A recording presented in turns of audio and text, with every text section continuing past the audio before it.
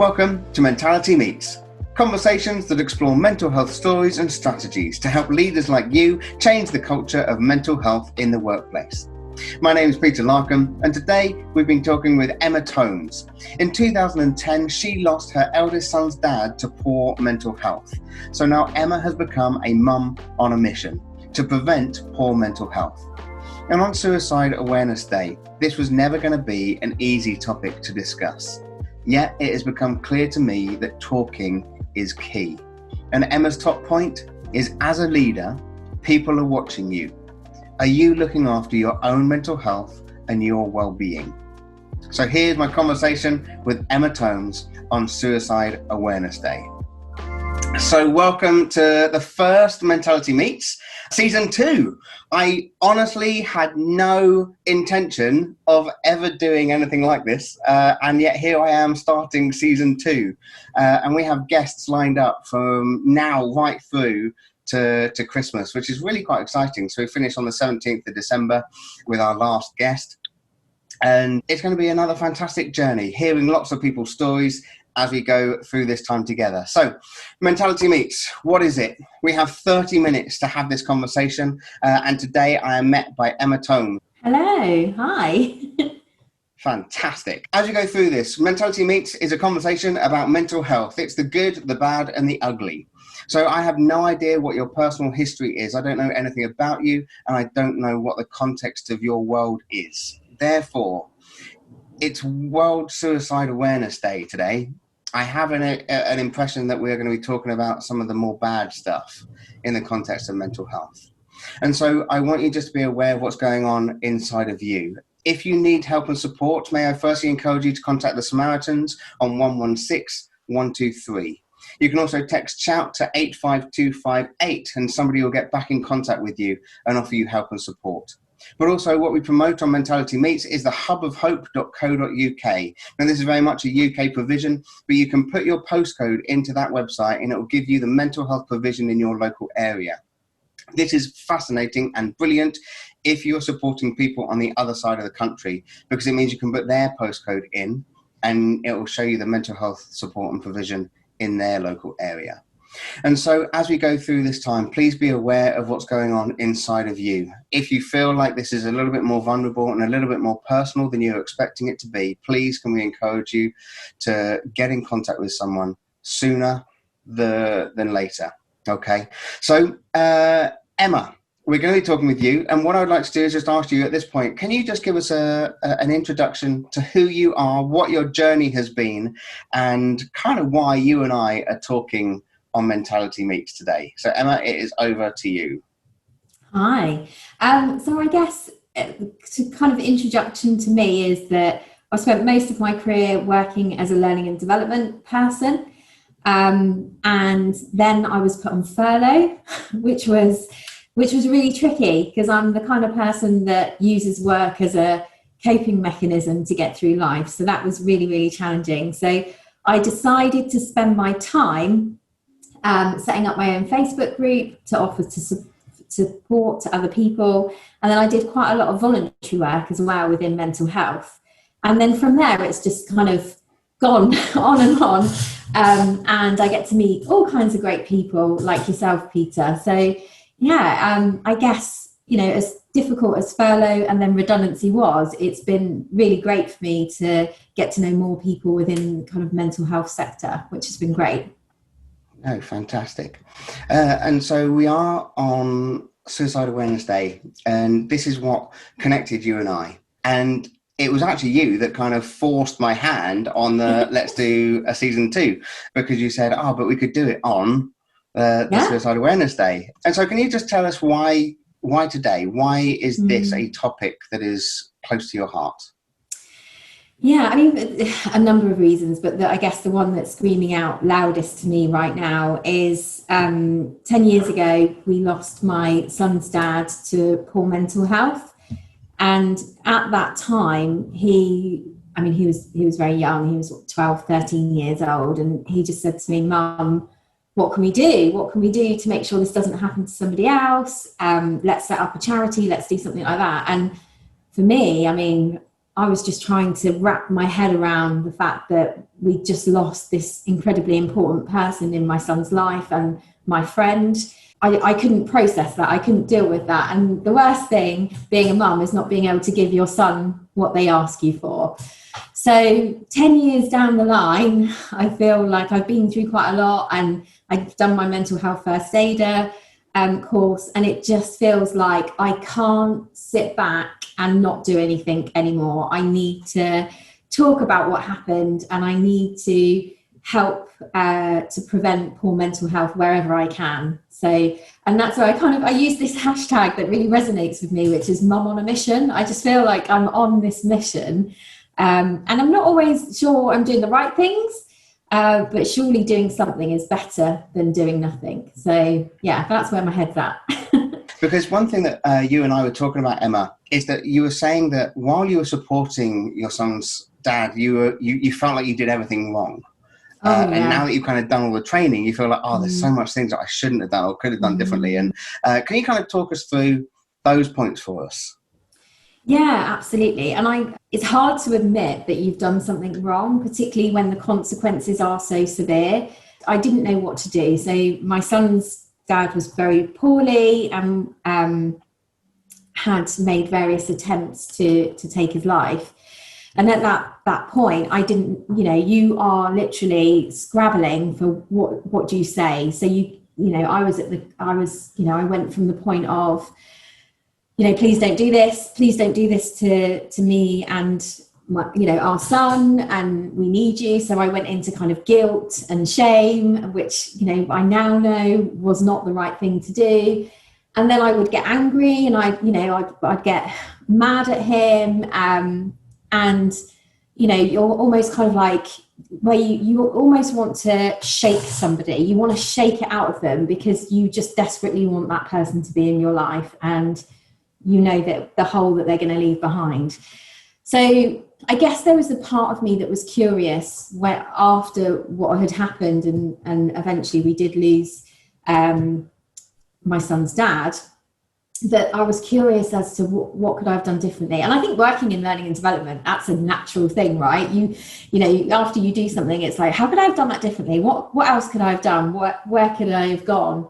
And then I did the mental health first aider course, and that was just like, wow, okay, yeah, I'm kind of getting to learn more. And then more recently, I did a suicide first aid course as well.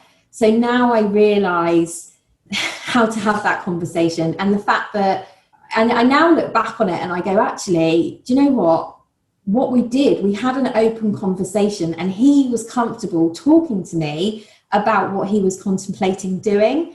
So I had actually done a good job in the fact that he was open to talking to me. And who knows if we did get him support. Who knows what could have happened. But I think the key thing for me was that I've learned so much through that process. It just feels right to go and talk and share with other people how important it is to get it right and to have those conversations and not be afraid to have those conversations. So that's probably been the biggest thing for me. And so this is one of those moments I want to put the question out to the audience, which is, have you ever had a conversation with somebody who may be struggling with mental health, or just a conversation with somebody, and it's not until you look back in hindsight and you're like, oh my gosh, I probably said all the wrong things, or there could have been a much better way of me kind of structuring this conversation. Have you ever had those conversations? That's kind of a question out to the audience, because I know that there have been conversations that I've had that it's so easy to get caught into the but why, but what, and kind of the blame and the guilt and all those things that you were just saying. And I suppose kind of in the conversation around Suicide Awareness Day is, how do we encourage people just to have the conversation, not to be afraid of the conversation? Because if we're not careful, we stop ourselves because we fear we're going to say the wrong thing.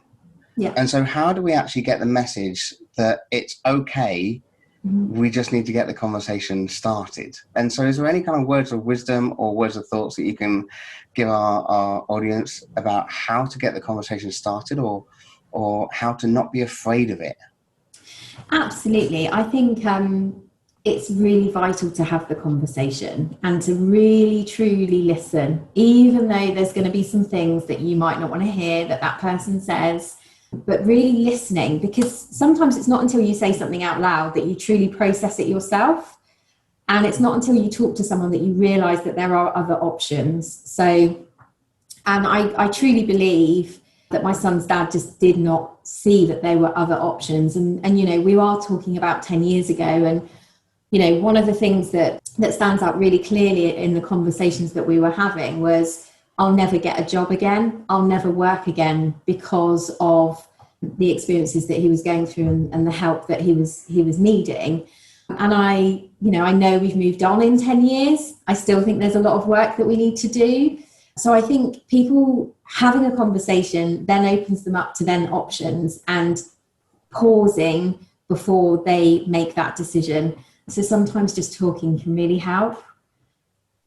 So another conversation that we touched on before was the lack of support that you felt was available, not only kind of through your workplace and the support that you received, but actually just support for your son. And another thing that you wanted to talk about was, and I'm going to get it wrong, so fill this in for me, but there's a charity that you're pushing at the moment, and I saw it on your LinkedIn page, and I would love to ask you about that. I want to call it Winston's Wish.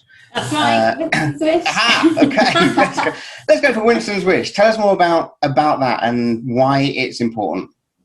Yeah, I mean, when I think back to it now, it was kind of like, okay, that's happened, you know, and just keep swimming and we'll get my son back into school. And, you know, everyone was saying to us, just carry on like normal, just carry on like normal. And now just saying that is making you think, wow, no wonder, you know, I was pushing all of this stuff down. It's no wonder it came out later on down the line. So we were told by, you know, the people around us and supporting us. And I think that was only because they didn't know what support we needed. It was kind of like, you know, let's just get on with this. Let's keep going. Let's, you know, do you don't want your son to then miss out on school? So it was just kind of keep going. And then the later effects of that are not great. So what I love, and I was looking for, okay, so we're 10 years down the line now. Tell me something has changed. Tell me that if someone like my son at 12, 13 years old, that there is some kind of support in place that goes, right, you are a child that has just lost a parent due to poor mental health, which we know increases his risk of poor mental health in the future. Let's put a preventative measure in. I'm not convinced that's there. So what we have to do is we have to raise awareness of organisations like Winston's Wish, so people know that if they are in that situation, that there are charities and communities that can support, because they're not going to be offered on a plate. That's something I, you know, from talking to other families that I've experienced. So the more we can be aware of it and we can talk about it, then if this situation were to occur, more families will get support. I guess the ultimate aim is that families aren't put in this situation, you know. The ultimate aim is to prevent it from happening in the first place. But I think we've got a long journey to go with that. So again, audience, a quick question out to you. Do you know of any charities or any trusts or any provision that's available for people who are being impacted by mental health? And let's go for bereavement specifically. So again, whether it's bereavement through suicide or bereavement through the loss of someone because of mental health illnesses. My number one concern, I say number one concern, I don't think it is my number one concern, but it's definitely high up there. But as we see the kind of furlough process ending, and as we see the potential for redundancies increasing and the impacts that then has on people's mental health and the statistics that are rife in this field, it is my concern of, so what are we going to be looking at in the context of December, January? And what I've begun to realize is that I get into a real funk, a proper head funk, because when we're talking about mental health, that's kind of where the conversation goes to, you know. And we go on a first aid course to learn how to resuscitate someone in the case of an emergency. How do we save someone's life? And for me, that's where kind of the mental health first aid course really does come in, because you go on the 2-day course and you learn how to reach out to someone and talk to someone. And some of the stuff that's coming out is Papyrus, which is a charity for young people. Mind is also there. Cruise, and in Fordingbridge. So I'm glad someone's kind of put in Fordingbridge about the Arts Clinic, who provide kind of bereavement counselling and services. And so in different areas, you will find these things. Again, kind of the hubofhope.co.uk is a great source to look for, to actually kind of try and find this help and support. Now, another thing that I want to raise in the context of this is the Employee Assistance Programme, which I know is banged on a lot by mental health first aiders across the country. But the Employee Assistance Programme is, for most people, the quickest way of accessing counselling in the UK at the moment. And you need to go through your workplace. Some people's workplace have it, some people's workplace don't have it. And so this is about asking HR, asking your line managers, do we have an employee assistance program? Find the details and get in contact with them, because you can access counselling within about 2 weeks. You know, that's what I did. I've just been through my redundancy. Now, I used our EPA about 2.5 years ago when I was experiencing depression. And then as a preventative to avoid going back into depression through my redundancy, I decided to, and it was kind of a bit of a like, I'm gonna get what I can before I leave kind of thing. So rather than taking the counselling as a kind of crisis point, I thought, let's try and do something preventative. So I used the EPA through my employer, and honestly, I know counselling isn't for everyone. I totally get that. And a lot of it is based on what counsellor you get and all of that, and whether you're in the right headspace to start with. But for me, that second time having the counselling, it felt more like coaching. And it was like, and I just had this moment of, gosh, you know, why can't we make counselling as cool as having a coach at work? Like, how do we change that? And if we can ask your amazing audience that question, like, how do we change that perception on counselling? Because that's the difference it's had on my life, is, you know, it's been good and I've enjoyed it. So yeah, I think EPA is really cool. And I'm a bit of a get what you can, value for money type person as well. So I'm like, take what you can get, you know. I mean, one of the statements that's come through is that I describe it to people as a personal trainer for your mental fitness, which I think is a brilliant way of kind of putting it. Because I mean, yeah, physical health, we get it. Mental health, I don't think we get it. Not fully. I still don't get it. I've been delivering training for 10 years. I've trained tens of thousands of people, and I was saying to you earlier that the context of our mental health with the whole COVID lockdown and the situation has shifted the baseline, I think, for mental health and the impact that it's having on people. And I'm pretty sure that most of us, if not all of us, have experienced our mental health more in these last 6 months than ever before. And so it is about kind of reaching out, and other things that have come out are kind of open ears, which is for teachers to teach children about loss, which I think is brilliant. SOBS, which is www.uksobs.org from Zandeep. Thanks for that. And there's just, so much stuff. And you can see now why I like pulling in everyone's conversations as we go through this, because there's so much good stuff on the chat bar. But Emma, another kind of question which I wanted to ask you is the context of, in your bio and the way that we've been kind of talking about it, you've been talking about your son's dad. Yes. And in our time at the beginning, I was like, why do you kind of talk about this person as your son's dad? And can you just kind of give us a little bit of a kind of insight into your reasoning behind it? Because I think it's such a, it's brilliant. So just give us a little bit of a kind of insight. Okay. So I guess for me, I want to put the emphasis on the fact that it was my son that has had the greatest loss in my situation. So it's about putting the emphasis on the loss of a dad, because for me, being a mum and watching this unfold for my son in my son's life has been the hardest thing through this situation. So my son's dad is called Jeff, and we were friends from, I was about 12 when we first became friends, and we had our son, I was probably about 15, 16 when I fell pregnant. And then we lived together, and then we went our separate ways. We obviously stayed in contact for our son, and we both got remarried into different relationships. And unfortunately, it's weird how the world works, but our marriages started to break down about the same time. And he was there for me, as he always has been, as an amazing friend. And I'll never forget some of the things that he said to me, just silly little things that just really picked me up when I was going through my divorce. And I was trying to do the same for him and his relationship breakdown. So I guess my loss is of a friend. I lost a very close friend, and that still is really difficult today.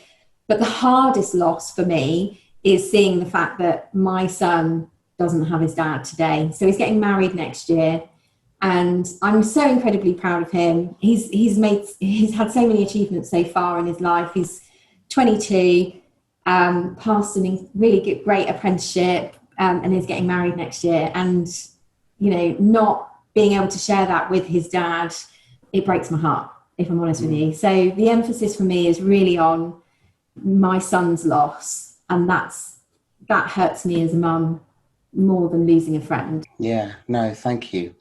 And as we kind of draw this to a close, I want you to imagine that you're standing in a room full of leaders, Okay. Leaders in the workplace, leaders in industries, and our audience here today. And I want to ask you, what would you want to say to people just around the globe, really, about this topic and about taking it seriously and offering all these amazing things? I'm going to ask you just for a very quick summing up, if it's possible, of basically kind of this. You got a whole auditorium of people. What would you like to say? Okay.